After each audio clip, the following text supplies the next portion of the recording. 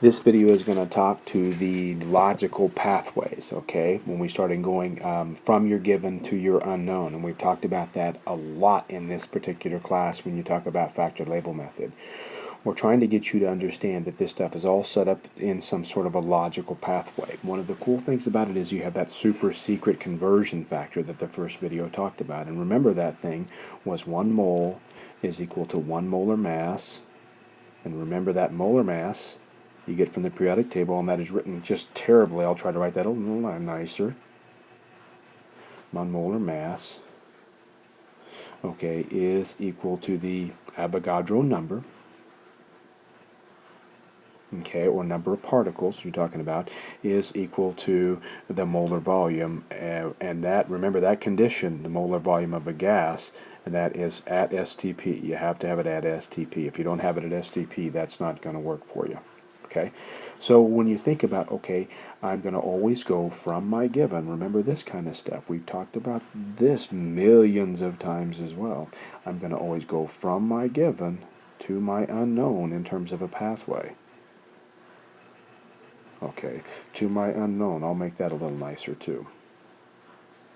My given to my unknown. That's what we do in a pathway. Okay, so if we were to look at something like, say, you were given a simple problem, you have to go from, like, say, mass to a mole. Okay, from a mass to a mole. All right, so if I'm given a certain mass, okay, my given is a mass, and I've got to go to a mole. Okay, I know that my pathway has got to be from my given to my unknown, as always. So it's going to be from a mass to a mole, okay?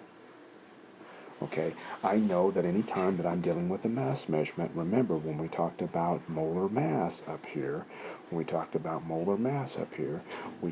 having to use the periodic table. That requires the periodic table.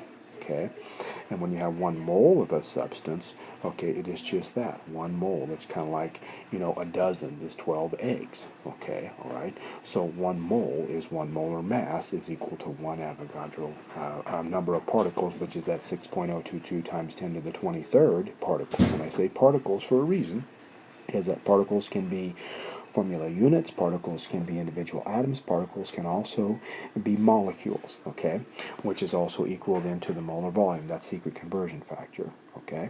So in this case, if you're going to go from your mass to your mole, you know that you're going to have to then start out with whatever your given was, which is going to be in grams,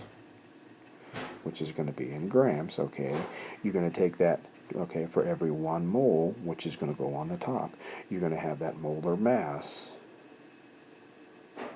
okay, which is going to be in grams, and that's going to be calculated from the periodic table. So your grams is going to factor out, going to leave you with moles. That's what you should end up with, because that's what we're asking for, okay, given to unknown, mole here, and you leave with moles, and you'll get the correct answer every time. So that's one example of using that particular pathway. Okay, and I've got it set up over here. When I look at mass to mole, you can see kind of how it's supposed to work. But honestly, you don't even need to remember this chart. I don't want you to remember it because you can derive it.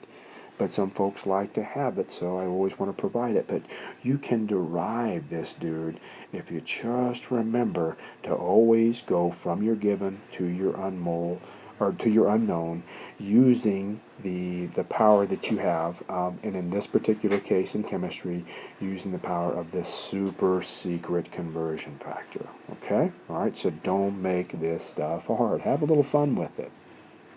Made with Doodlecast Pro.